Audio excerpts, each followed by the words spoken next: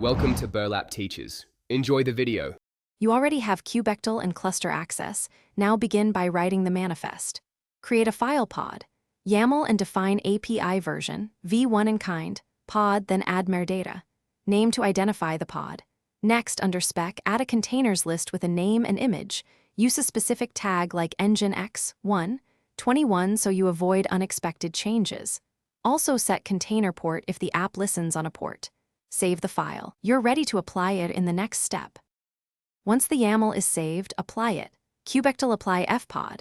YAML, you'll see kubectl report created. After that, immediately check pod status with kubectl, get pods to confirm it's pending or running. If it's not running, describe the pod to view events and reasons. Kubectl describe pod name. Use kubectl logs name to read container output and kubectl execute name sh to enter the container for live debugging. These steps show what failed and where to act next.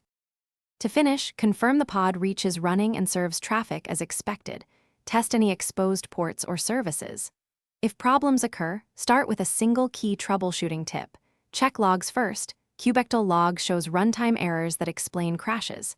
If you see image pull failures, validate the image name and registry credentials. For probe failures or resource issues, tweak readiness/liveness and limits in YAML, then kubectl apply fpod. YAML again. Finally, delete. Thanks for watching. Consider subscribing if this video helped you.